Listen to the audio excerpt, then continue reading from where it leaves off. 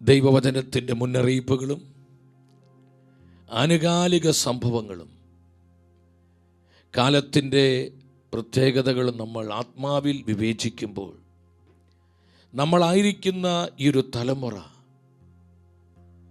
എത്ര പ്രാധാന്യമുള്ളതാണെന്ന് നമുക്ക് മനസ്സിലാകും. ലോക ചരിത്രത്തിലും സഭാ ചരിത്രത്തിലും തന്നെ വളരെ പ്രാധാന്യമുള്ള ഒരു കാലഘട്ടത്തിലാണ് നമ്മൾ ജീവിക്കുന്നത്. ലോകത്തിലേക്ക് നമ്മൾ നോക്കുമ്പോൾ നമുക്ക് എന്താ കാണാൻ കഴിയുന്നത്? കർത്താവിൻ്റെ പ്രത്യാഗമനത്തിൻ്റെ അടയാളങ്ങൾ ഇന്ന് ലോകരാജ്യങ്ങളിൽ, ജനപദങ്ങളിൽ സംഭവിച്ചു കൊണ്ടിരിക്കുകയാണ്. നമ്മുടെ കർത്താവും അപ്പോസ്തലന്മാരും പറഞ്ഞ പല പ്രവചന വചനങ്ങൾ നിവൃത്തിയാകപ്പെടുന്ന തലമുറയിലാണ് നമ്മൾ ജീവിക്കുന്നത്. ഈ അടയാളങ്ങളും കാലത്തിൻ്റെ പ്രത്യേകതകളെല്ലാം എന്താണ് നമ്മോട് വിളിച്ചു പറയുന്നത്? അർജൻസി ഓഫ് ഇവാഞ്ചലൈസേഷൻ, സുവിശേഷവൽക്കരണത്തിൻ്റെ അത്യാവശ്യകതയാണ്. ലോകത്തിൽ നിന്ന് നടന്നുകൊണ്ടിരിക്കുന്ന ഈ സംഭവ വികാസങ്ങളൊന്നും അവിചാരിതങ്ങളല്ല. ഇതെല്ലാം കാലത്തിൻ്റെ അടയാളങ്ങളാണ്, കാലം നൽകുന്ന സൂചനകളാണ്. എൻ്റെ സഹോദരങ്ങളെ, പരിശുദ്ധ വചനം പറയുന്നുണ്ട്, നമ്മുടെ കർത്താവും ശിഷ്യന്മാരും ഒലിവുമലയിൽ തനിച്ചിരിക്കുമ്പോൾ ശിഷ്യന്മാർ കർത്താവിനോട് ചോദിച്ചൊരു ചോദ്യമുണ്ട്. കർത്താവേ, അവിടുത്തെ ആഗമനത്തിൻ്റെയും യുഗാന്തത്തിൻ്റെയും അടയാളങ്ങൾ ഞങ്ങൾക്ക് നീ പറഞ്ഞു തരണം. ഈ ചോദ്യത്തിന് മറുപടിയായി കർത്താവ് വ്യക്തമായ ചില അടയാളങ്ങൾ അവർക്ക് പറഞ്ഞു കൊടുത്തു. ഈ അടയാളങ്ങളാണ് മത്തായിയുടെ സുവിശേഷം 24 അധ്യായം 3 മുതൽ 44 വരെയുള്ള വചനങ്ങളിൽ നമുക്ക് കാണാൻ കഴിയുന്നു. നിങ്ങൾ ശ്രദ്ധാപൂർവം ഈ വചനം ഒന്ന് ശ്രദ്ധിച്ച്. മത്തായിയുടെ സുവിശേഷം 24 അധ്യായം 3 മുതൽ 44 വരെയുള്ള വചനങ്ങൾ നമ്മളെല്ലാവരും വായിച്ച് ധ്യാനിക്കണം. ഈ തിരുവചനങ്ങളിലൂടെ കർത്താവ് വ്യക്തമായി തൻ്റെ പ്രത്യാഗമനത്തെ വിളിച്ചറിയിക്കുന്ന അടയാളങ്ങൾ നമുക്ക് വെളിപ്പെടുത്തി തന്നു. ഈ അടയാളങ്ങൾ നിറവേറിപ്പെട്ടുകൊണ്ടിരിക്കുന്ന തലമുറയിലാണ് നമ്മൾ ജീവിക്കുന്നത്.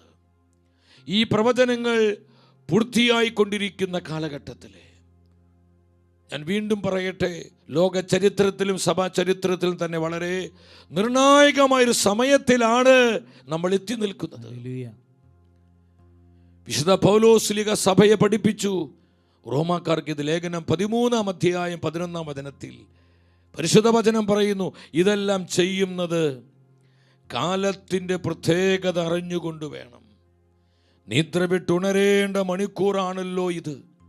എന്തെന്നാൽ ഇപ്പോൾ രക്ഷ നമ്മൾ ആരും പ്രതീക്ഷിച്ചിരുന്നതിനേക്കാൾ കൂടുതൽ അടുത്തെത്തിയിരിക്കുന്നു. ഇതെല്ലാം ചെയ്യുന്നത് കാലത്തിൻ്റെ പ്രത്യേകത അറിഞ്ഞുകൊണ്ട് വേണം. ഈ വചനം ആർക്കായിട്ടാണ് പരിശുദ്ധാത്മാവ് തരുന്നത്? ഈ കാലഘട്ടത്തിലെ ദൈവജനത്തിനാണ്.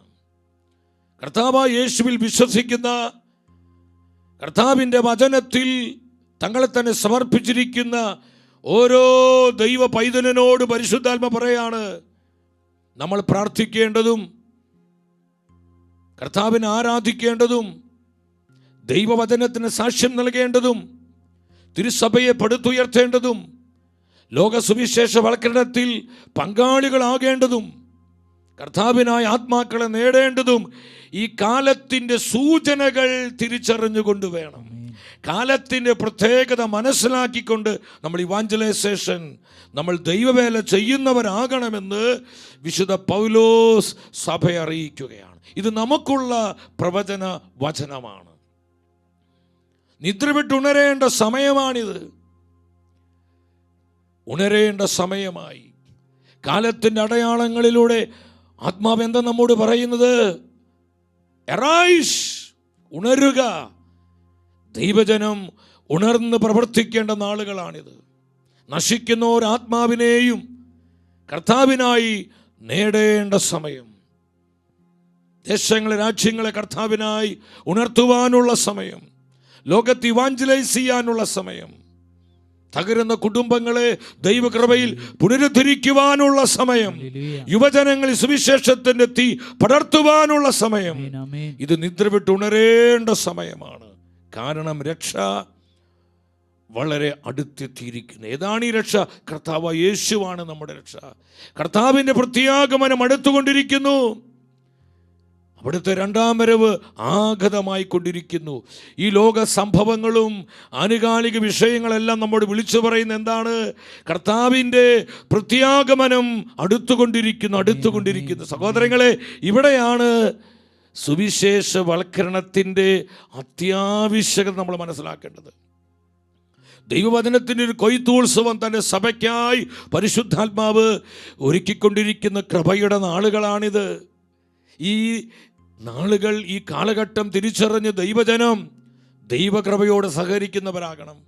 പരിശുദ്ധാത്മാവിൻ്റെ പദ്ധതികൾ മനസ്സിലാക്കി പ്രവർത്തിക്കുന്നവരാകണം. എങ്കിൽ മാത്രമേ ആത്മാക്കളെ നേടുവാൻ നമുക്ക് സാധിക്കുള്ളൂ. സഹോദരങ്ങളെ, ലൂക്കായുടെ സുവിശേഷം 21-ാം അധ്യായം 26-ാം വചനത്തിൽ പരിശുദ്ധ വചനം പറയുന്നു, കർത്താവിൻ്റെ വാക്കുകളാണ്, ഇവ സംഭവിക്കാൻ തുടങ്ങുമ്പോൾ നിങ്ങൾ ശിരസ്സുയർത്തി നിൽക്കുവീൻ.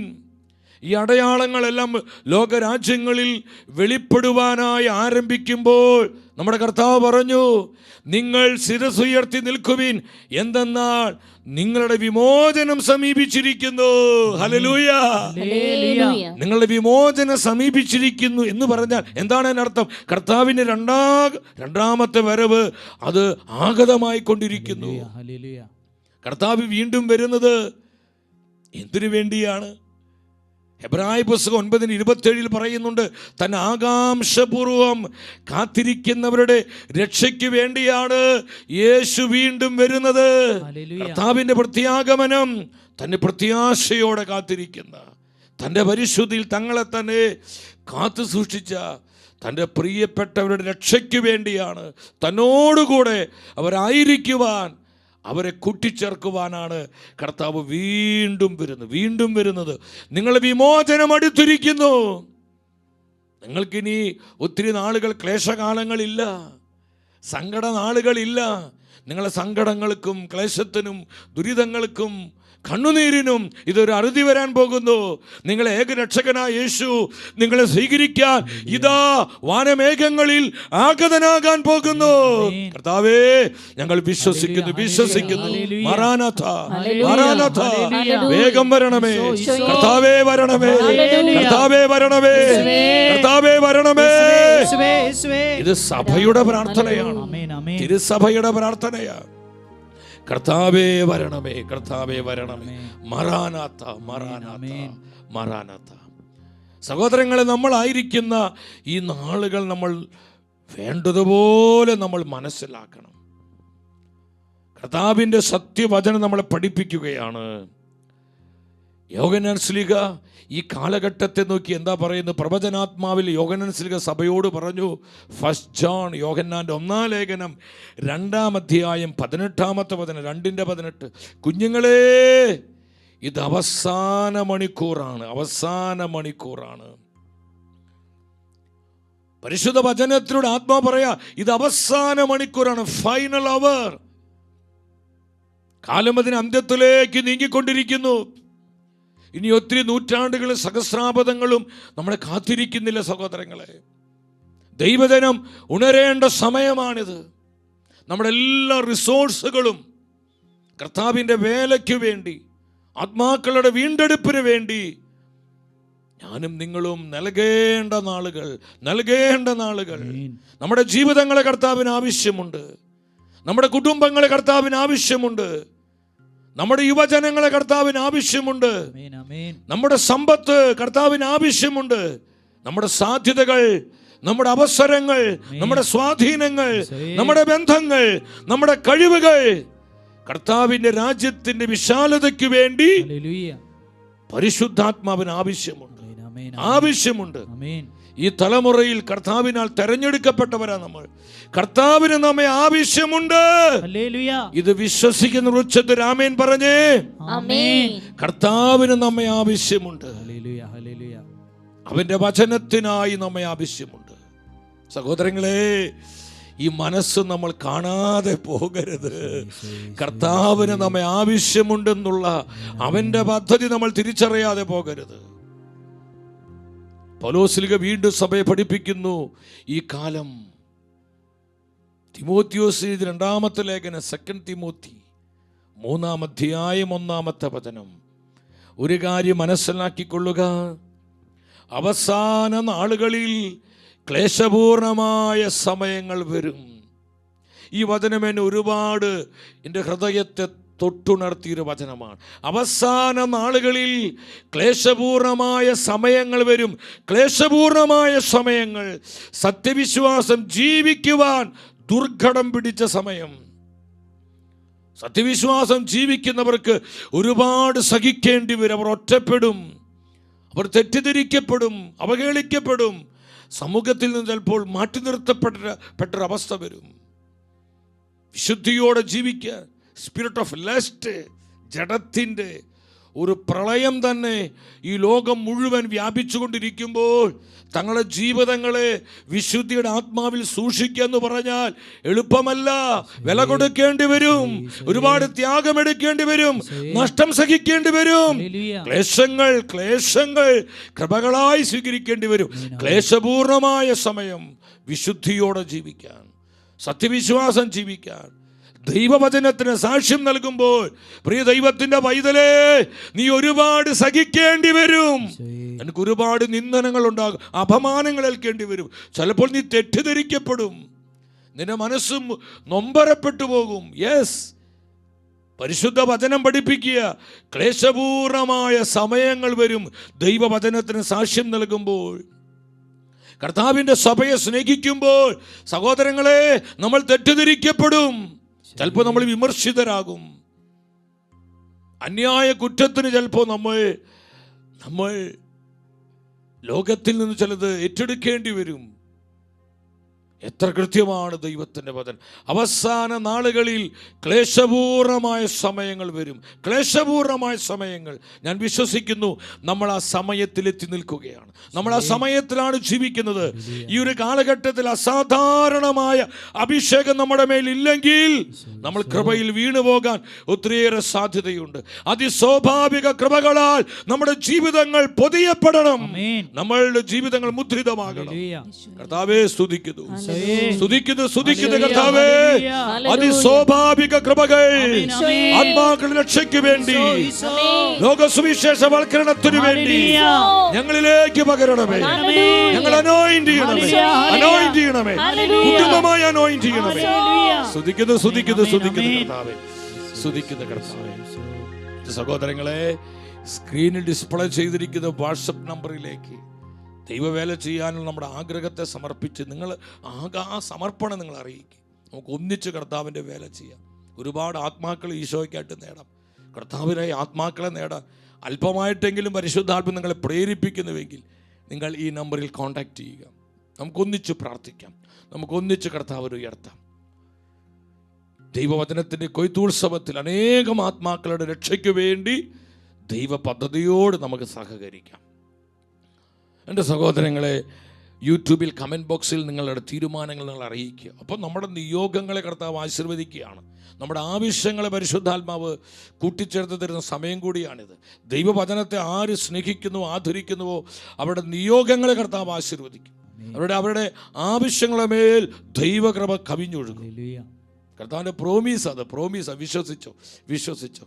അവസാന നാളുകളിൽ ക്ലേശപൂർണമായ സമയങ്ങൾ വരും. വീണ്ടും പരിശുദ്ധ വചനം പറയുന്നു, 2 Peter chapter 3 verse 3, 2 പത്രോസ് 3:3 എന്താ വചനം പറയുന്നത്? ആദ്യം തന്നെ നിങ്ങളിത് മനസ്സിലാക്കണം. അധമവികാരങ്ങൾക്ക് അടിമപ്പെട്ട് ജീവിക്കുന്ന നിന്ദകർ നിങ്ങളെ പരിഹസിച്ചുകൊണ്ട് അവസാന നാളുകളിൽ പ്രത്യക്ഷപ്പെടും. അവസാന നാളുകളിൽ ഞാൻ ഈ വചനങ്ങൾ വായിച്ചത് എത്ര കൃത്യമാണ് പരിശുദ്ധ വചനം. ദൈവവചനത്തിന് തെറ്റുപറ്റുകയില്ല. കർത്താവിൻ്റെ വചനം പരാജയപ്പെടുന്നില്ല. ദൈവത്തിന്റെ വചനം നിർമ്മലമാണ്. ഇത് സത്യത്തിന്റെ വചനമാണ്, കൃപയുടെ വചനമാണ്. സ്തുതിക്കുന്ന കർത്താവേ, ജീസസ്. ഹല്ലേലൂയ. വചനം മാറിപ്പോകുന്നില്ല, വചനം മാറിപ്പോകുന്നില്ല. സഹോദരങ്ങളെ, അവസാന നാളുകളിൽ പരദൂഷകർ വരും. ഇല്ലാത്ത കാര്യങ്ങൾ ഉണ്ടാക്കി പറഞ്ഞ്, അപവാദങ്ങൾ പറഞ്ഞ്, ആശയക്കുഴപ്പങ്ങൾ സൃഷ്ടിച്ച് വ്യക്തിജീവിതങ്ങളിൽ, കുടുംബങ്ങളിൽ, മിനിസ്ട്രികളിൽ ഒരുപാട് പ്രശ്നങ്ങൾ സൃഷ്ടിക്കുന്ന പരദൂഷകരായ ആത്മാക്കൾ, അതൊരിക്കലും പരിശുദ്ധാത്മാവിൻ്റെ പ്രവർത്തനമല്ല. ഇന്ന് സോഷ്യൽ മീഡിയയിലും മറ്റ് മീഡിയകളിലും അതുപോലെ തന്നെ ഇന്ന് നമ്മുടെ കൂട്ടായ്മകളിലും നമ്മുടെ സമൂഹങ്ങളിലും നമ്മുടെ ഇടപാടുകളിലൊക്കെ ഇന്ന് ഒരുപാട് നമ്മൾ കാണുന്ന ഒന്നാണ് പരദൂഷണം. ഇല്ലാ കഥകൾ പറഞ്ഞു വരുത്തുക, ഇല്ലാ കഥകൾ, അപവാദങ്ങൾ അടിച്ചു വിടുക. എന്തൊക്കെയാണ് നടന്നുകൊണ്ടിരിക്കുന്നത് സഹോദരങ്ങളെ? ഇത് അഭിചാരിതങ്ങളല്ല, കാലത്തിൻ്റെ പ്രത്യേകതയാണ്. പരിശുദ്ധാത്മാവ് വിളിച്ചു പറയുക, അവസാന നാളുകളിൽ കാലം അതിന് അന്ത്യത്തിലേക്ക് ചെല്ലുമ്പോൾ പരദൂഷകരുണ്ടാകും. ധാരാളം പരദൂഷകരെ, പരദൂഷണം പറയുന്നവരെ, അപവാദം പറഞ്ഞു വരുത്തുന്നവരെ ലോകത്തിലും സഭയിലും ഉണ്ടാകും, ലോകത്തിലും സഭയിലും ഉണ്ടാകും. ഈ അടയാളം ഇതൊക്കെ എന്താ നമ്മോട് വിളിച്ചു പറയുന്നത്? ഇവാഞ്ചലൈസേഷൻ്റെ അർജൻസിയാണ്. കർത്താവിൻ്റെ വചനം പറഞ്ഞ ആത്മാക്കളെ നിത്യജീവനായി നേടേണ്ടതിൻ്റെ അത്യാവശ്യകതയിലേക്കാണ് ഈ വചനങ്ങളെല്ലാം വെളിച്ചം വീശുന്നത്. സഹോദരങ്ങളെ, ഈ കൃപ നമ്മൾ സ്വീകരിക്കണം, ഈ കൃപ നമ്മൾ സ്വീകരിക്കണം. യൂദായുടെ ലേഖനം 1:18, യൂദാശ്രീയുടെ ലേഖനം 1:18, ഇതേ വചനം ആവർത്തിക്കപ്പെടുകയാണ്. എന്താ വചനം പറയുന്നത്? അവർ നിങ്ങളോട് പറഞ്ഞിട്ടുണ്ട്, തങ്ങളുടെ ദുഷ്ടമായ അധമവികാരങ്ങൾക്ക് അടിമപ്പെട്ട് ജീവിക്കുന്ന പരദൂഷകരെ അവസാന നാളുകളിൽ വരും, അവസാന നാളുകളിൽ വരും. പരദൂഷകർ അവസാനം. അപ്പോൾ ഇന്ന് പരദൂഷണങ്ങൾ ഒരുപാട് പെരുകി വർദ്ധിച്ച് വന്നിട്ടുണ്ടെങ്കിൽ മനസ്സിലാക്കുക, അത് കാലത്തിൻ്റെ അടയാളമാണ്. അവസാന നാളുകളിലാണ് നമ്മൾ, ഫൈനൽ അവറിലാണ്. കാലം അതിന് അന്ത്യത്തിലേക്ക് നീങ്ങിക്കൊണ്ടിരിക്കുകയാണ്. കർത്താവിൻ്റെ രണ്ടാം വരവ് അടുത്തുകൊണ്ടിരിക്കുകയാണ്. ഈ അടയാളങ്ങളും ആനുകാലിക സംഭവങ്ങളും ലോകരാജ്യങ്ങളിൽ സംഭവിച്ചുകൊണ്ടിരിക്കുന്ന ഈ മാറ്റങ്ങളെല്ലാം എന്താ വിളിച്ചു പറയുന്നത്? സുവിശേഷവൽക്കരണത്തിന് അർജൻസി. കർത്താവിൻ്റെ സെക്കൻഡ് കമ്മിങ്, അവിടുത്തെ ആഗമനം അടുത്തുകൊണ്ടിരിക്കുന്നു. ഇതെല്ലാം നിങ്ങൾ കാണുമ്പോൾ നിങ്ങൾ ശിരസ്സ് ഉയർത്തി നിൽക്കുക. കാരണം നിങ്ങളുടെ വിമോചനം സമീപിച്ചിരിക്കുന്നു. ഹല്ലേലൂയ! കർത്താവിന്റെ ആഗമനം അടുത്തുകൊണ്ടിരിക്കുന്നു. സഹോദരങ്ങളെ, എത്ര പ്രത്യാശ നിറഞ്ഞ വചനങ്ങളാണിത്. ഈ ശുശ്രൂഷയിൽ പങ്കെടുക്കുന്ന എൻ്റെ പ്രിയപ്പെട്ട അപ്പന്മാരെ, അമ്മമാരെ, എൻ്റെ സഹോദരി സഹോദരങ്ങളെ, എൻ്റെ കുഞ്ഞനുജന്മാരെ, അനുജത്തിമാരെ, എൻ്റെ കുഞ്ഞുമക്കളെ, എല്ലാവരും ഈ അഭിഷേകം പ്രാപിക്കണം. കർത്താവിൻ്റെ വേലയ്ക്കായി നമ്മൾ ഒരുങ്ങണം, കർത്താവിൻ്റെ ശുശ്രൂഷകൾക്കായി ഒരുങ്ങണം. കർത്താവിൻ്റെ വചനത്തിന് ധീരതയോടെ സാക്ഷ്യം നൽകുന്നൊരു തലമുറയായി നമ്മുടെ തലമുറ ഉണർന്നെഴുന്നേൽക്കണം. സ്തുതിക്കുന്നു. ഈ ഒരു അനോയിന്റിങ്ങിന് വേണ്ടി പ്രാർത്ഥിക്കാം. ഒരു സെക്കൻഡ് എല്ലാവരും എഴുന്നേറ്റ് നിന്ന് കർത്താവേ കൃപ തരണമേ നമുക്കൊന്ന് പ്രാർത്ഥിക്കാം. ഈ അഭിഷേകം നിറയാൻ വേണ്ടി പ്രാർത്ഥിക്കാം. നമ്മുടെ വ്യക്തി ജീവിതത്തിൻ്റെ മേൽ, നമ്മുടെ കുടുംബങ്ങളുടെ മേൽ, നമ്മുടെ സഭയുടെ മേൽ, നമ്മുടെ യുവജനങ്ങളുടെ മേൽ, നമ്മുടെ തലമുറകളുടെ മേൽ ഈ അഭിഷേകം ഇറങ്ങട്ടെ. ഈ തീ പടരട്ടെ. ഈ കൃപയുടെ കാറ്റ് വീശിയടിക്കട്ടെ. എല്ലാം മറന്ന് കരമുയർത്തി ഒറ്റ വിളി, യേശുവേ.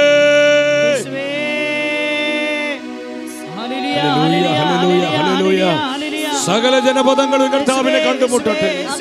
എല്ലാ ജനതകളും യേശുനാമം ഏറ്റുപറയട്ടെ. അവർ കർത്താവിനെ സ്വന്തമാക്കട്ടെ. സ്തുതിക്കുന്നു. കരങ്ങൾ പറ്റുന്നവർ പരസ്പരം കോർത്തു പിടിക്കുക. കൈകൾ പരസ്പരം കോർത്തു പിടിച്ച് ആത്മനിറവോടെ പാടി പ്രാർത്ഥിക്കുന്നു.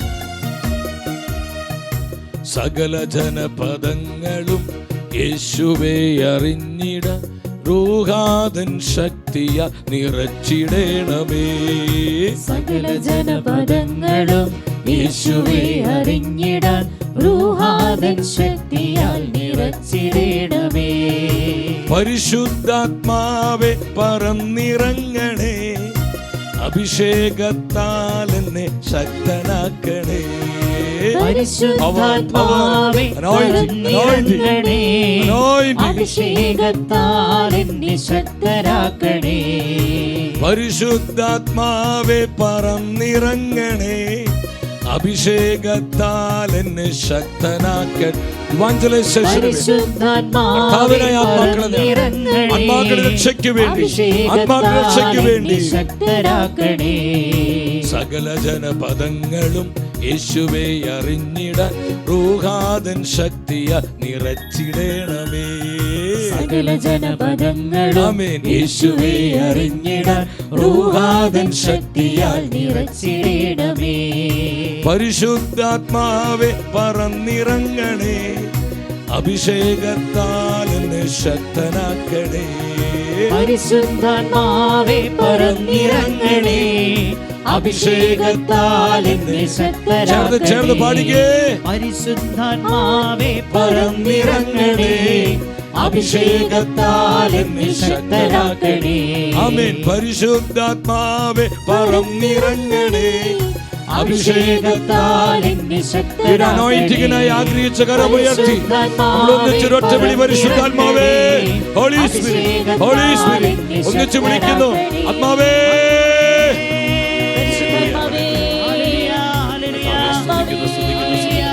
ശക്തമായി സ്തുതിക്കുക. എല്ലാവരും അതരം തുറന്ന് സ്തുതിക്കുക. നാവിന്റെ കെട്ടടിയട്ടെ, ഹൃദയം തുറന്ന് സ്തുതിക്കുക. യേശുവേ, ഹല്ലേലൂയ, ഹല്ലേലൂയ, ഹല്ലേലൂയ. കൃപൊഴുകട്ടെ, കൃപൊഴുകട്ടെ, കൃപൊഴുകട്ടെ. അഭിഷേകം ഒഴുകട്ടെ, ഒഴുകട്ടെ, ഒഴുകട്ടെ. അഭിഷേകം ഒഴുകട്ടെ, ഒഴുകട്ടെ, ഒഴുകട്ടെ. Thank you, thank you holy spirit, thank you holy spirit, thank you holy spirit, holy spirit, holy spirit. ദൈവവചനത്തിന് സാക്ഷ്യം നൽകുവാൻ കർത്താവേ ഞങ്ങൾ അഭിഷേകം ചെയ്യണമേ. ഇവാഞ്ചലൈസേഷന്റെ തലമുറയായി ഞങ്ങളെ തലമുറകൾ അനോയിന്റ് ചെയ്യണമേ. വിശ്വാസത്തിന്റെ കുടുംബങ്ങളായി ഞങ്ങളെ കുടുംബങ്ങളെ രൂപാന്തരപ്പെടുത്തണം. ആമേൻ. ശാന്തമായിട്ടിരിക്കുന്നു സഹോദരങ്ങളെ.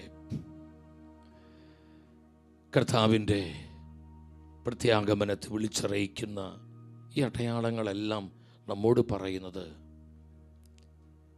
സുവിശേഷവൽക്കരണത്തിൻ്റെ അത്യാവശ്യകതയും പ്രാധാന്യവുമാണ്.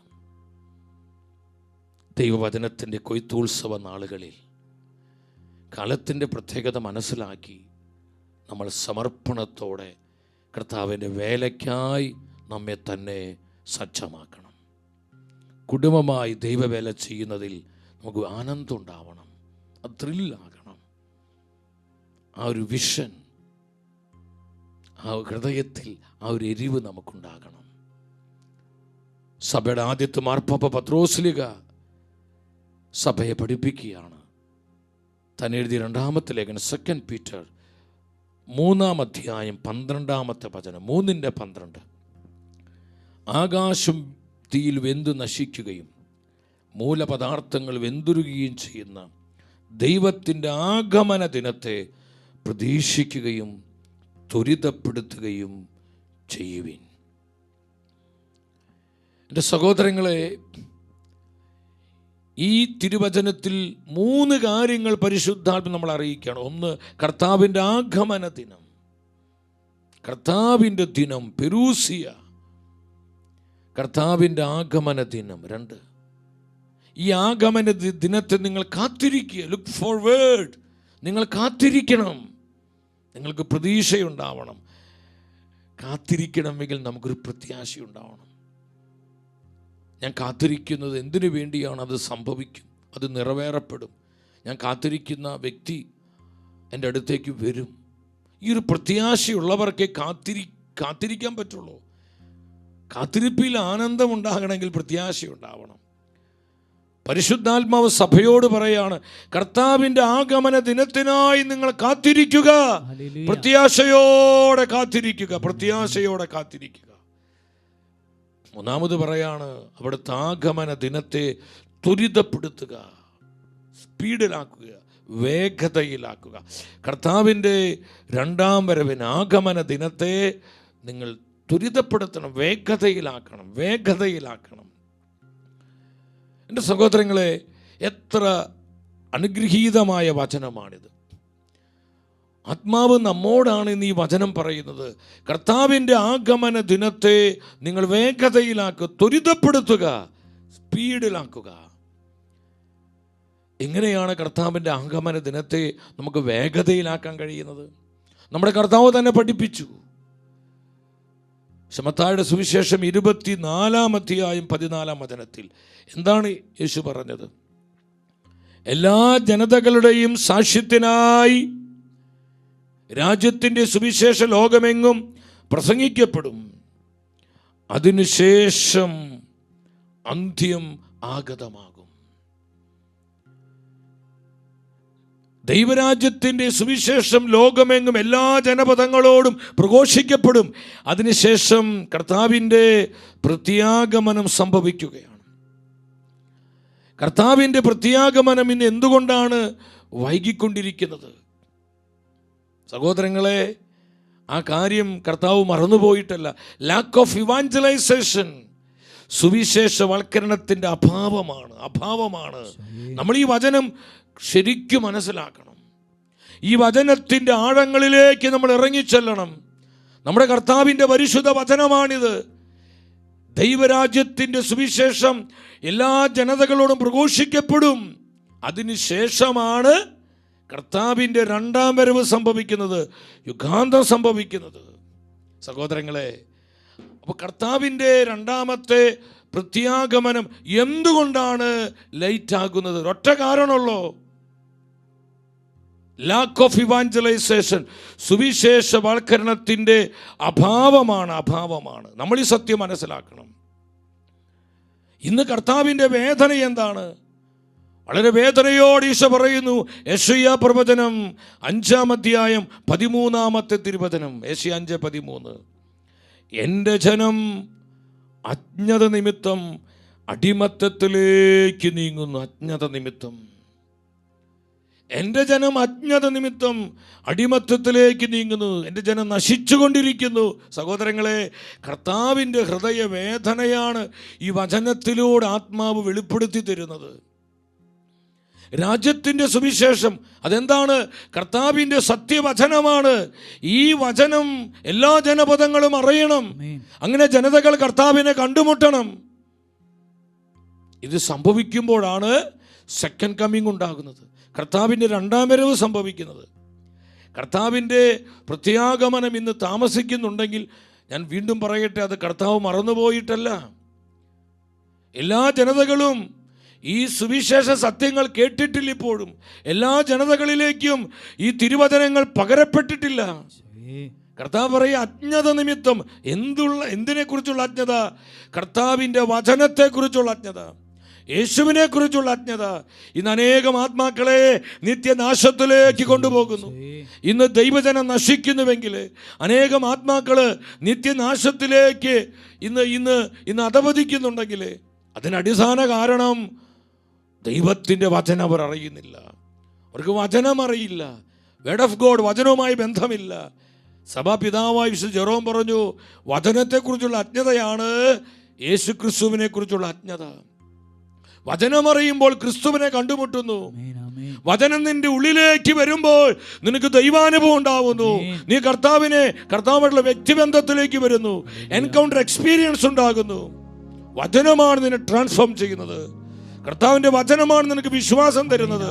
കർത്താവിൻ്റെ വചനമാണ് നിന്നെ ഒരു എൻകൗണ്ടറിലേക്ക് നയിക്കുന്നത്. സഹോദരങ്ങളെ, വചനമില്ലെങ്കിൽ നോ ഫെയ്ത്ത്. ദൈവത്തിൻ്റെ വചനമില്ലെങ്കിൽ വിശ്വാസമില്ല. വചനമില്ലെങ്കിൽ വിശുദ്ധിയില്ല. ദൈവത്തിൻ്റെ വചനമില്ലെങ്കിൽ ദൈവാശ്രയത്വമില്ല. ദൈവത്തിൻ്റെ വചനമില്ലെങ്കിൽ മാനസാന്തരമില്ല, അനുതാപമില്ല, ശുദ്ധീകരണമില്ല. അജ്ഞത നിമിത്തം. എന്തിനെക്കുറിച്ചുള്ള അജ്ഞത? ദൈവവചനത്തെക്കുറിച്ചുള്ള അജ്ഞത. എൻ്റെ ജനം നശിച്ചുകൊണ്ടിരിക്കുന്നു. എൻ്റെ സഹോദരങ്ങളെ, എൻ്റെ 14-ാമത്തെ വയസ്സിൽ ഈ വചനം വർഷങ്ങൾക്ക് മുൻപ് എൻ്റെ ഹൃദയത്തെ തൊട്ടൊരു വചനമാണിത്. ഈ വചനം പരിശുദ്ധാത്മാവ് എനിക്ക് നൽകി. അജ്ഞത നിമിത്തം എൻ്റെ ജനം നശിക്കുന്നു. പൂർണ്ണ സമയം സുവിശേഷ വേലയ്ക്കായി, ദൈവവേലയ്ക്കായി എൻ്റെ മകനെ നിൻ്റെ ജീവിതത്തിൽ നീ എനിക്ക് തരിക. കർത്താവിനോട് പറഞ്ഞു, എനിക്ക് നിന്നെ ആവശ്യമുണ്ട്. നിൻ്റെ ജീവിതം എനിക്ക് ആവശ്യമുണ്ട്. നിൻ്റെ ലൈഫ് എനിക്ക് വേണം. കാരണം എൻ്റെ ജനം നശിച്ചു കൊണ്ടിരിക്കുകയാണ്. അവർക്ക് വചനം കൊടുക്കണം. അവർക്ക് എന്നെ കാണിച്ചു കൊടുക്കണം. എൻ്റെ വഴികൾ പറഞ്ഞു കൊടുക്കണം. സഹോദരങ്ങളെ, ഈ വചനമാണ്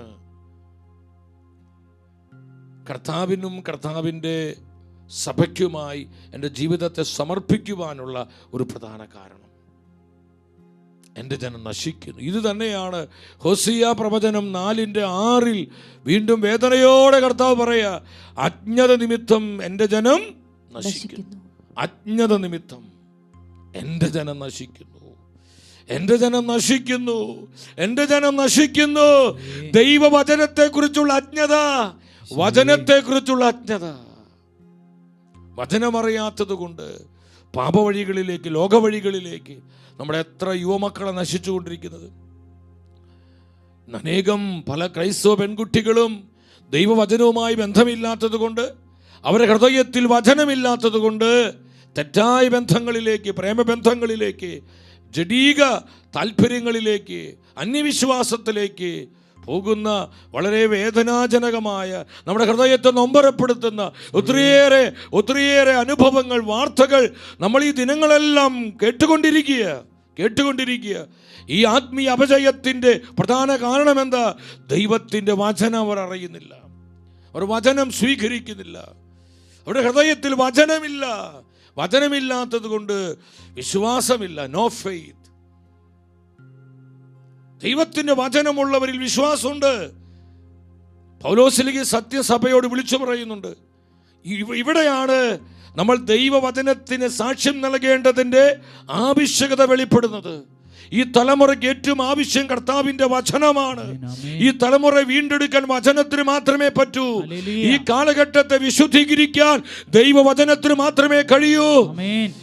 ഈ കാലഘട്ടത്തെ കർത്താവിനായി നേടുവാൻ പരിശുദ്ധ വചനത്തിനെ കഴിയൂ. നമ്മുടെ യുവജനങ്ങളെ നവീകരിക്കുവാൻ വചനത്തിനെ കഴിയൂ.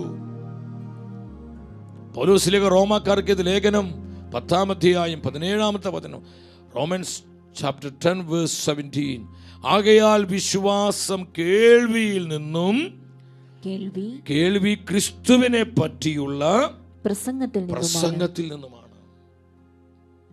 ദൈവത്തിന്റെ വചനം കേൾക്കുമ്പോഴാണ് ഒരു ആത്മാവിൽ പരിശുദ്ധാത്മാ വിശ്വാസത്തിന്റെ വിത്ത് നടുന്നത്. വചനം കേൾക്കുമ്പോൾ വിശ്വാസം വരുന്നു. വചനം കേൾക്കുന്തോറും വിശ്വാസം വളരുന്നു, വിശ്വാസം വർദ്ധിക്കുന്നു. വചനം വായിക്കുന്നവർ, വചനം ഭക്ഷിക്കുന്നവർ, വചനത്തെ സ്നേഹിക്കുന്നവർ, വചനം ജീവിക്കുന്നവരിൽ വിശ്വാസം വളരുന്നു. വിശ്വാസം വളരുന്നു. വിശ്വാസം കർത്താവിന്റെ വചനത്തിൽ നിന്നാണ് ലഭിക്കുന്നത്. ഈ തലമുറയിൽ വിശ്വാസം ഉണ്ടാവണമെങ്കിൽ, ഈ തലമുറ വിശ്വാസത്തിന് തലമുറയാകണമെങ്കിൽ വചനം കൊടുത്തുകൊണ്ടിരിക്കണം. കർത്താവിനെ കൊടുക്കണം, വചനം കൊടുക്കണം. സെലിബ്രേഷൻ ഓഫ് ഇവാഞ്ചലൈസേഷൻ, ഈ ശുശ്രൂഷയിലൂടെ ഇതാണ് കർത്താവ് ആഗ്രഹിക്കുന്നത്. ഇതാണ് പരിശുദ്ധാത്മാവിന്റെ പദ്ധതി. വചനം കൊടുക്കുക, ഈ തലമുറയ്ക്ക് വചനം കൊടുക്കുക, കർത്താവിന്റെ വചനം കൊടുക്കുക, പരിശുദ്ധ വചനം കൊടുക്കുക. ഈ തലമുറയെ ട്രാൻസ്ഫോം ചെയ്യുക, ഈ തലമുറയെ നവീകരിക്കുക, ശുദ്ധീകരിക്കുക. സഹോദരങ്ങളെ, എത്ര ശക്ത വചനം! വീണ്ടും പരിശുദ്ധ വചനം പറയുന്ന റോമർ 10:14, പൗലോസ്ലീഹ റോമാക്കാർക്ക് ലേഖനം 10:14, എന്നാൽ തങ്ങൾ വിശ്വസിച്ചിട്ടില്ലാത്ത ഒരുവനെ അവരെങ്ങനെ വിളിച്ചപേക്ഷിക്കും? ഒരിക്കലും കേട്ടിട്ടില്ലാത്തവനിൽ എങ്ങനെ വിശ്വസിക്കും? പ്രസംഗങ്ങളില്ലാതെ എങ്ങനെ കേൾക്കും? വിശ്വസിച്ചിട്ടില്ലാത്ത ഒരുവനെ എങ്ങനെ വിളിച്ചപേക്ഷിക്കും? കേട്ടിട്ടില്ലാത്തവനിൽ എങ്ങനെ വിശ്വസിക്കും? വചന പ്രഘോഷകനില്ലാതെ എങ്ങനെ കേൾക്കും? വചനം എങ്ങനെ കേൾക്കും?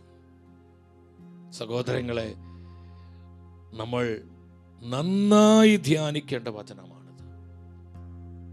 നന്നായി ധ്യാനിക്കണം. വിശ്വസിക്കാത്തവനിൽ എങ്ങനെ വിശ്വസിക്കും? വിശ്വസിക്കാത്തവനെ കുറിച്ച്, അല്ലെങ്കിൽ ആ വചനം ഒന്നുകൂടി ഡിസ്പ്ലേ ചെയ്ത്, റോമർ 10:14 പരിശുദ്ധ വചനം എന്താ പറയുന്നത്? വിശ്വസിച്ചിട്ടില്ലാത്തവനെ എങ്ങനെ വിളിച്ചപേക്ഷിക്കും? വിശ്വസിച്ചിട്ടില്ലാത്തവരെ എങ്ങനെ വിളിച്ചപേക്ഷിക്കും? കർത്താവിൻ്റെ നാമം വിളിക്കണമെങ്കിൽ, കർത്താവിൻ്റെ സന്നിധിയിലേക്ക് ഒരു ആത്മാവ് കടന്നു വരണമെങ്കിൽ കർത്താവിൽ വിശ്വാസം വേണ്ടേ? കർത്താവിന് വിശ്വസിക്കാൻ പറ്റണ്ടേ? വിശ്വാസം ലഭിക്കണമെങ്കിൽ ദൈവത്തിൻ്റെ അവിടെ ഒരു പ്രസംഗികനുണ്ടാവണം, വചനപ്രഘോഷകനുണ്ടാവണം, വചനം പറയാൻ വ്യക്തികളുണ്ടാകണം, വചനം കൊടുക്കാൻ അനേകരുണ്ടാകണം. ഇതില്ലാതെ എങ്ങനെ വിശ്വസിക്കാൻ പറ്റും? കേൾക്കാത്തവനിൽ എങ്ങനെ വിശ്വസിക്കും? വിശ്വസിക്കാത്തവൻ എങ്ങനെ വിളിച്ചപേക്ഷിക്കും? ഒരു വചനപ്രഘോഷം ഇല്ലാതെ എങ്ങനെ കേൾക്കും? പൗലോസ്ലീഹ ഈ ചോദ്യം സഭയോടെ ചോദിക്കുന്നത്. വചന ശുശ്രൂഷകരില്ലാതെ എങ്ങനെ വചനം കേൾക്കും? ഈ വചനങ്ങളൊക്കെ നമ്മൾ കേൾക്കുന്നത് ദൈവം തൻ്റെ അഭിഷിക്തരെ, തൻ്റെ ശുശ്രൂഷകരെ നമ്മുടെ അടുക്കിലേക്ക് അയക്കുകയാണ്. അവരിലൂടെ ഈ വചനങ്ങളെല്ലാം പരിശുദ്ധാത്മ നമുക്ക് നൽകിക്കൊണ്ടിരിക്കുകയാണ്. ഈ ശുശ്രൂഷകരില്ലെങ്കിൽ നമ്മൾ എങ്ങനെ ഈ വചനങ്ങൾ കേൾക്കും? ഈ വചനം കേട്ടില്ലെങ്കിൽ നമുക്ക് എങ്ങനെ വിശ്വാസം കിട്ടും? വിശ്വസിക്കാത്തവൻ എങ്ങനെ വിളിച്ചപേക്ഷിക്കും? നമ്മൾ കണ്ടിട്ടില്ല, കേട്ടിട്ടില്ലാത്തവനെ എങ്ങനെ വിശ്വസിക്കും? അപ്പോൾ കർത്താവിനെ വിശ്വസിക്കണമെങ്കിൽ നമ്മൾ കർത്താവിനെ കണ്ടുമുട്ടണം. കർത്താവിനെ കണ്ടുമുട്ടണമെങ്കിൽ നമ്മൾ വചനം കേൾക്കണം. വചനം കേൾക്കണമെങ്കിൽ വചന പ്രഘോഷകരുണ്ടാകണം, ദൈവവേലക്കാരുണ്ടാകണം. സഹോദരങ്ങൾ, എത്ര ശക്തമാണ് ഈ വചനം! ധാരാളം വചന പ്രഘോഷകർ സഭയിൽ ഉണരാൻ വേണ്ടി നമ്മളിന്ന് പ്രാർത്ഥിക്കുകയാണ്. നമ്മുടെ കുടുംബങ്ങളിൽ നിന്ന് വചനം കൊടുക്കുന്ന നമ്മുടെ മക്കള് ദൈവവചനം കൊടുക്കുന്നവരായി മാറണം. അവർ ഡോക്ടേഴ്സും എൻജിനീയേഴ്സും IAS-കാരോ IPS-കാരോ അല്ലെങ്കിൽ അവർ നല്ല ഗവൺമെൻറ് ഒഫീഷ്യൽസോ ബിസിനസ്സുകാരോ ഇനി പോട്ടെ കർഷകരോ, നമ്മുടെ കുഞ്ഞുങ്ങൾ, നമ്മുടെ മക്കൾ ആര് തന്നെയാണെങ്കിലും അവർ കർത്താവിൻ്റെ വചനം കൊടുക്കുന്നവരാകണം. അവർ മിഷണറിമാരാകണം. ആ മിഷണറി സീൽ നമ്മുടെ മക്കൾക്ക് ഉണ്ടാകണം. ഇവാഞ്ചലൈസേഷൻ സ്പിരിറ്റ് ഉണ്ടാകണം. നമ്മുടെ മക്കൾ കർത്താവിൻ്റെ വചനം കൊടുക്കുന്നവരാകാൻ, നമ്മുടെ തലമുറ ദൈവവചനത്തിൻ്റെ തലമുറയാകാൻ, നമ്മുടെ കുടുംബങ്ങൾ മിഷണറി കുടുംബങ്ങളാകാൻ, നമ്മുടെ സഹോദര ബന്ധങ്ങൾ ദൈവവചനത്തിൻ്റെ കൃപയിൽ മുദ്രിതമാകുവാൻ, നമ്മുടെ തലമുറ സുവിശേഷത്തിൻ്റെ തലമുറയായി മാറാൻ. ഒരു നിമിഷം എല്ലാവരും കരങ്ങൾ ഉയർത്തിപ്പിടിച്ച് കർത്താവ് ശക്തമായൊരു അഭിഷേകം നമ്മുടെ മേൽ പകരുകയാണ്. കർത്താവേ, വചനത്തിന് സാക്ഷ്യം നൽകാൻ. വചന പ്രഘോഷകനില്ലാതെ എങ്ങനെ കേൾക്കും? കേൾക്കാത്തവനിൽ എങ്ങനെ വിശ്വസിക്കും? വിശ്വസിക്കാത്തവൻ എങ്ങനെ വിളിച്ചപേക്ഷിക്കും? കർത്താവേ, ഈ വചനം ഞങ്ങൾ തിരിച്ചറിയുന്നു. കർത്താവേ, കൃപ തരണമേ. ദൈവവചനത്തിന് സാക്ഷ്യം നൽകുവാൻ, വചനത്തിന്റെ കൊയ്ത്തുത്സവ നാളുകളിൽ കുടുംബമായി സാക്ഷ്യം നൽകുവാൻ, കുടുംബമായി വചനത്തിന് സാക്ഷ്യം നൽകുവാൻ, വ്യക്തിപരമായി സാക്ഷ്യം നൽകാൻ, സമൂഹമായി സാക്ഷ്യം നൽകാൻ ഞങ്ങൾ അഭിഷേകം ചെയ്യണമേ. കർത്താവേ, കൃപ ചൊരിയണമേ, കൃപ വർഷിക്കണമേ, കുടുംബങ്ങളിലേക്ക് കൃപ വർഷിക്കണമേ. ആഗ്രഹിച്ച് കരമുയർത്തി ഒന്നിച്ചുരൊറ്റ വിളി യേശുവേ. വിളിച്ചു പ്രാർത്ഥിച്ച് ധാരാളം വചന പ്രഘോഷകർ എഴുന്നേൽക്കട്ടെ, സഭ ഉണരട്ടെ, കുടുംബങ്ങൾ നവീകരിക്കപ്പെടട്ടെ. ധാരാളം യുവമക്കള് ദൈവവചനത്തിനായി തങ്ങളെ തന്നെ സമർപ്പിക്കട്ടെ, തങ്ങളെ യൗവനങ്ങൾ സമർപ്പിക്കട്ടെ. ദമ്പതിമാരിൽ അഭിഷേകം ഇറങ്ങട്ടെ. കർത്താവിന്റെ വേലയ്ക്കായി ദമ്പതിമാർ ഒരുമിച്ച് തങ്ങളെ തന്നെ സമർപ്പിക്കട്ടെ, കുടുംബമായി സമർപ്പിക്കട്ടെ. സഹോദരന്മാരെ ഒരു മനസ്സോടെ കർത്താവിന്റെ വേല ചെയ്യട്ടെ. കർത്താവിന്റെ രാജ്യത്തെ വിശാലമാക്കട്ടെ. ഹല്ലേലൂയ. സ്തുതിക്കുന്നു. ശക്തിയോടെ വിളിച്ച യേശുവേ.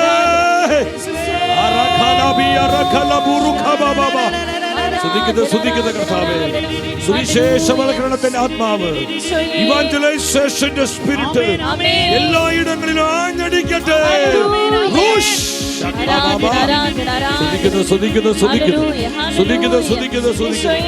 സ്തുതിക്കുന്നു കർത്താവേ, സ്തുതിക്കുന്നു. ഹല്ലേലൂയ.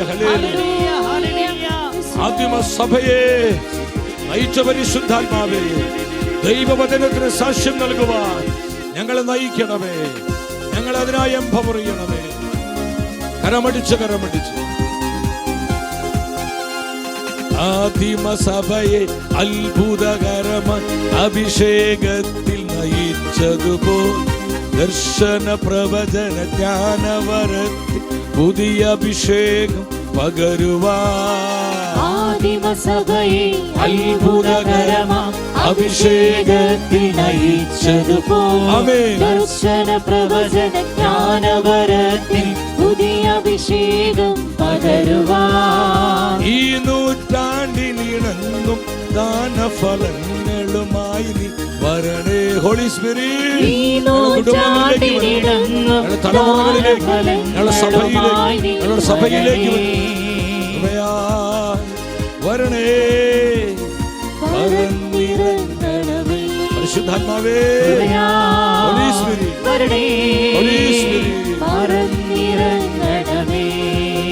ദേശമുണരട്ടെ, സഭ വളരട്ടെ, ലോകം കാണട്ടെ ദൈവപ്രവൃത്തികൾ.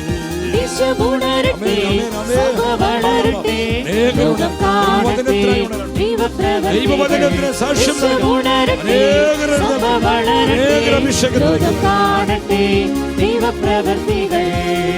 പോയിടാം നമുക്കൊന്നായി ആത്മാക്കളെ നേടിയിടാം, സത്യസുവിശേഷത്തിന്റെ സാക്ഷിയായിടാം. പോയിടാം നമുക്കൊന്നായി ആത്മാക്കളെ നേടിയിടാം, സത്യസുവിശേഷത്തിന്റെ സാക്ഷിയായിടാം. പോയിടാം നമുക്കൊന്നായി ആത്മാക്കളെ നേടിയിടാം, സത്യസുവിശേഷത്തിന്റെ സാക്ഷിയായി. ഈശോ, പോയിടാം നമുക്കൊന്നായി ആത്മാക്കളെ നേടിയിടാം, സത്യസുവിശേഷത്തിന്റെ സാക്ഷിയായിടാം. സത്യസുവിശേഷത്തിന്റെ സാക്ഷിയായിടാം,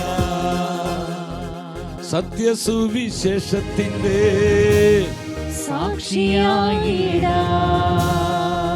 കർത്താവിന് ഒത്തിരിയേറെ സാക്ഷികൾ ആവശ്യമുണ്ട്. കർത്താവിന് ഒത്തിരിയേറെ സാക്ഷികൾ ആവശ്യമാണ്. നമ്മുടെ ജീവിതങ്ങളെ സമർപ്പിക്കുക, ദൈവവചനത്തിനായി സമർപ്പിക്കുക, നമ്മുടെ കുടുംബങ്ങളെ സമർപ്പിക്കുക, തലമുറകളെ സമർപ്പിക്കുക. യെസ്, യെസ് ലോർഡ്, ഞങ്ങളെ തന്നെ സമർപ്പിക്കുന്നു. കർത്താവേ, ഞങ്ങളെ തന്നെ സമർപ്പിക്കുന്നു, കുടുംബങ്ങളെ സമർപ്പിക്കുന്നു. വചനത്തിന്റെ ആത്മാവിനാൽ മുദ്ര ചെയ്യണം, മുദ്ര ചെയ്യണം. സഹോദരങ്ങളുടെ സമയമായി. ഇനി കഥ പറഞ്ഞിരിക്കേണ്ട നാളുകളല്ല. നിസാര കാര്യങ്ങൾക്ക് വേണ്ടി നമുക്കിനി സമയം കളയാനില്ല. കർത്താവ് അനുവദിച്ച് തന്നിരിക്കുന്ന ഈ സമയത്തിന് പ്രാധാന്യം മനസ്സിലാക്കി ആത്മാക്കളുടെ രക്ഷയ്ക്ക് വേണ്ടി, കുടുംബങ്ങളുടെ നവീകരണത്തിനും ദേശത്തിൻ്റെ ഉണർവിനും ജനപദങ്ങളുടെ നിത്യരക്ഷയ്ക്കുമായി നമ്മൾ അധ്വാനിക്കേണ്ട നാളുകൾ. ജോയേൽ പ്രവചനം 3:13 പരിശുദ്ധ വചനം പഠിപ്പിക്കുന്നു, അരിവാളെടുക്കുവിൻ, വിളവ് പാകമായിരിക്കുന്നു, ഇറങ്ങിച്ചവിട്ടുവിൻ, മുന്തിരിച്ചക്ക് നിറഞ്ഞിരിക്കുന്നു. അരിവാളെടുക്കുവിൻ, വിളവ് പാകമായിരിക്കുന്നു. ഇത് വിളവെടുപ്പിൻ്റെ കാലമാണ്, വിളവെടുപ്പിൻ്റെ നാളുകൾ. വിളവ് പാകമായിരിക്കുന്നു, കൊയ്യാൻ ആളുകളില്ല. കർത്താവിൻ്റെ വചനത്തിന് സാക്ഷ്യം നൽകുവാൻ ഇന്നധികം പേരില്ല സഹോദരങ്ങളെ. എത്ര പേർക്ക് കർത്താവ് നൽകുന്ന ഈ മിഷൻ കോളിനോട് യെസ് പറയാൻ പറ്റും? കർത്താവ് നൽകുന്ന ഈ വിളിയോട് yes lord, I am ready lord എന്ന് പറഞ്ഞ് നമ്മുടെ ജീവിതങ്ങളെ കർത്താവിനും കർത്താവിൻ്റെ വചനത്തിനുമായി സമർപ്പിക്കുവാൻ തീരുമാനമുള്ള എത്ര പേര് ഈ ശുശ്രൂഷയിൽ പങ്കെടുക്കുന്നുണ്ട്? എത്ര പേര് പങ്കെടുക്കുന്നുണ്ട്? ഞാൻ ആത്മാർത്ഥമായി ചോദിക്കുക, എൻ്റെ പ്രിയപ്പെട്ടവരെ, കർത്താവിൻ്റെ സ്വരം കേൾക്കാതെ പോകരുത്. Are you ready? ഈ കോളിനോട് യെസ് പറയാൻ നിങ്ങൾ തയ്യാറാണോ? നിങ്ങൾ ഒരുക്കമുള്ളവരാണോ? യോഹന്നാന്റെ സുവിശേഷം 4-ാം അധ്യായം 35-ാം വചനത്തിൽ പരിശുദ്ധ വചനം പറയുന്നുണ്ട്, 4 മാസം കൂടി കഴിഞ്ഞാൽ വിളവെടുപ്പിന് സമയമായി എന്ന് നിങ്ങൾ പറയുന്നില്ലേ? എന്നാൽ ഞാൻ പറയുന്നു, നിങ്ങൾ കണ്ണുകൾ ഉയർത്തി വയലുകളിലേക്ക് നോക്കുവിൻ, അവ ഇപ്പോൾ തന്നെ വിളഞ്ഞ് കൊയ്ത്തിന് പാകമായിരിക്കുന്നു. വിളഞ്ഞ് കൊയ്ത്തിന് പാകമായിരിക്കുന്നു. എന്നാൽ ഈ വിളവെടുപ്പ്, ഇത് കൊയ്തെടുക്കുവാൻ കൊയ്ത്തുകാരില്ല. അതോടെ വിളവുകൾ നശിച്ചു പോകുന്നു. അനേകം വിളവുകൾ നശിച്ചു പോകുന്നു.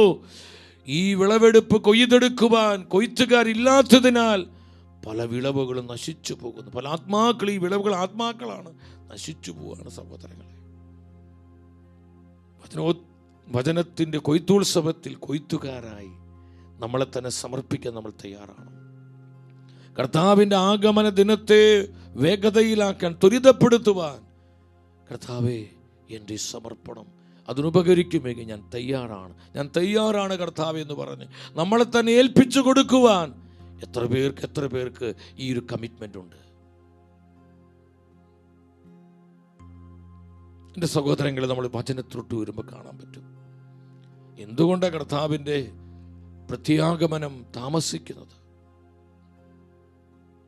സുവിശേഷവൽക്കരണത്തിന് അഭാവമാണ്. കർത്താവ് തിരഞ്ഞെടുക്കപ്പെട്ട ആത്മാക്കൾ ഇനിയും അതിൻ്റെ എണ്ണം തികഞ്ഞ് എണ്ണം പൂർത്തിയായിട്ടില്ല. സ്വർഗം ഇനിയും കാലിയായി കിടക്കുകയാണ്. ഒത്തിരിയേറെ ആത്മാക്കൾ കർത്താവിനായി നേടണം, കർത്താവിലേക്ക് കടന്നു വരണം. വിവാഹവിരുന്ന് ഉപമയിലൂടെ കർത്താവ് അത് പഠിപ്പിക്കുന്നുണ്ട്. അത് ഇവാഞ്ചലൈസേഷൻ ശക്തമായൊരു മെസ്സേജാണ്. കർത്താവിൻ്റെ രണ്ടാം വരവുമായി ഈ വിവാഹവിരുന്നിന് ഉപമയ്ക്ക് അർത്ഥമുണ്ട്, അതിനൊരു കണക്ഷനുണ്ട്. മത്തായിയുടെ സുവിശേഷം 22-ാം അധ്യായം 1-2 വചനങ്ങൾ നമുക്ക് വേഗത്തിലെ വചനം എടുക്കാം. മത്തായിയുടെ സുവിശേഷം 22, 1-2 വചനങ്ങൾ.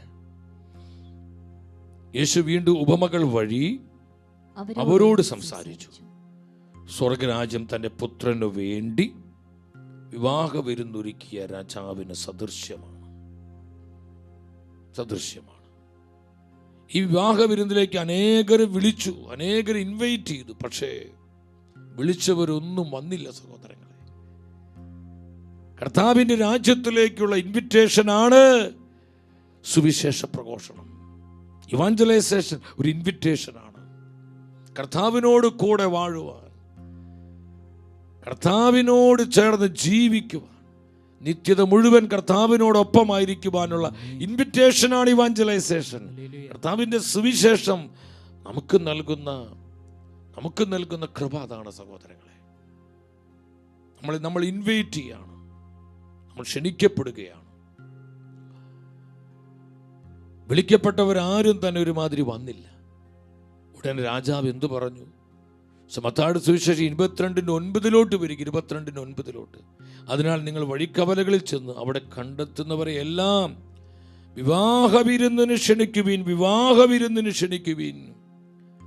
വെളിപാട് പുസ്തകത്തിൽ കുഞ്ഞാടിൻ്റെ വിവാഹവിരുന്നുണ്ട്. നമ്മുടെ പെസഹ കുഞ്ഞാട് നമ്മുടെ കർത്താവായ യേശുവാണ്. ഹല്ലേലൂയ. കുഞ്ഞാടിൻ്റെ വിരുന്നിനായി വിളിക്കപ്പെട്ടവർ ഭാഗ്യവാന്മാർ, അവരാണ് ബ്ലെസ്സഡ്, അവരാണ് അനുഗ്രഹീതർ. കുഞ്ഞാടിൻ്റെ വിവാഹ വിരുന്നിലേക്കുള്ള ഇൻവിറ്റേഷനാണ് ഓരോ വചന പ്രഘോഷണവും, ഓരോ വചന ശുശ്രൂഷയും. വിവാഹ വിരുന്നിലേക്കുള്ള ഇൻവിറ്റേഷൻ. കർത്താവിനോട് കൂടെ നമ്മൾ അവനോട് ഒപ്പം അവൻ്റെ മഹത്വത്തിലായിരിക്കുകയാണ്. അവൻ്റെ പ്രസൻസിൽ നമ്മൾ ആനന്ദിക്കുകയാണ്. കർത്താവിനോട് കൂടെ നമ്മുടെ നിത്യത നമ്മൾ സെലിബ്രേറ്റ് ചെയ്യുകയാണ്, നമ്മൾ ആഘോഷിക്കുകയാണ്. ഈ ഒരു സെലിബ്രേഷനിലേക്കുള്ള ക്ഷണമാണ് ഓരോ വചന പ്രഘോഷണവും.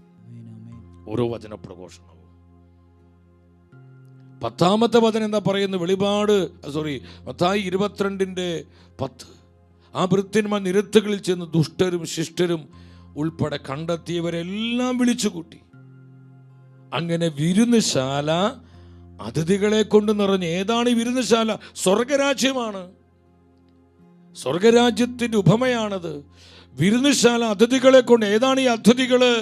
ഇത് കർത്താവിൻ്റെ ആത്മാക്കളാണ്. കർത്താവ് വിളിച്ചു തെരഞ്ഞെടുത്ത ആത്മാക്കളാണ്.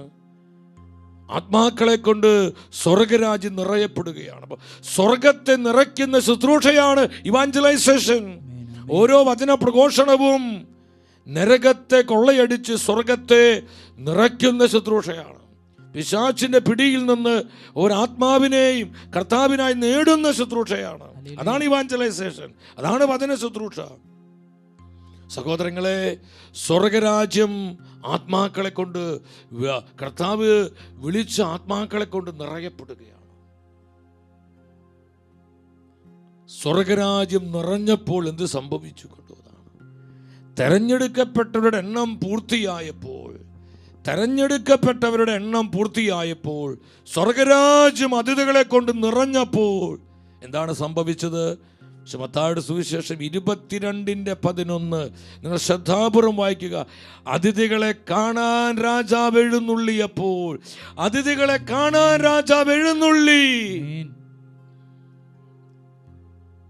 വിരുന്നുശാല അതിഥികളെ കൊണ്ട് നിറഞ്ഞപ്പോൾ രാജാവ് എഴുന്നള്ളുകയാണ് അതിഥികളെ കാണാൻ. സ്വർഗരാജ്യം താൻ തെരഞ്ഞെടുത്ത ആത്മാക്കളെ കൊണ്ട് നിറയപ്പെടുമ്പോൾ നമ്മുടെ രാജാതി രാജാവും കർത്താതി കർത്താവുമായ യേശുവിൻ്റെ രണ്ടാം വരവ് സംഭവിക്കും, പ്രത്യാഗമനം സംഭവിക്കും. തൻ്റെ ആത്മാക്കളെ കാണുവാൻ ആകാംക്ഷപൂർവ്വം തനിക്കായി കാത്തിരിക്കുന്നവരുടെ രക്ഷയ്ക്ക് വേണ്ടി നമ്മുടെ രാജാവ് എഴുന്നള്ളും. നമ്മൾ അവനോടൊപ്പം ചേർക്കപ്പെടുവാൻ, അവനോടൊപ്പം അവൻ്റെ മഹത്വത്തിലായിരിക്കുവാൻ, അവനായിരിക്കുന്നിടത്ത് നമ്മളും ആയിരിക്കുവാൻ നമ്മുടെ രാജാവ് വീണ്ടും വന്ന് നമ്മളെ കൂട്ടിക്കൊണ്ടുപോകും. അതാണ് സെക്കൻഡ് കമ്മിങ്, അതാണ് കർത്താവിൻ്റെ രണ്ടാം വരവ്. രാജാധിരാജൻ മഹിമയോടെ വാനമേഘത്തിൽ ഏഴും നല്ല ചേർന്ന് പാടികേ. രാജാധിരാജൻ ജീസസ് മഹിമയോടെ വാനമേഘത്തിൽ ഏഴും വാനമേഘത്തിൽ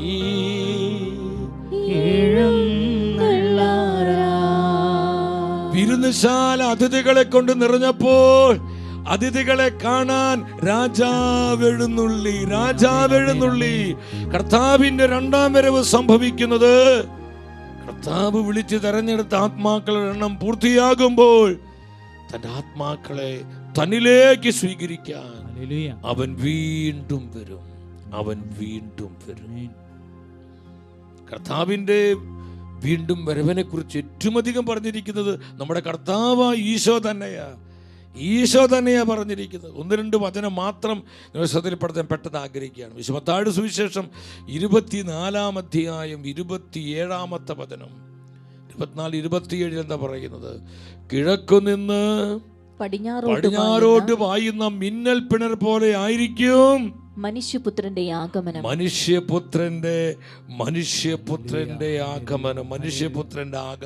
ഹല്ലേലൂയ.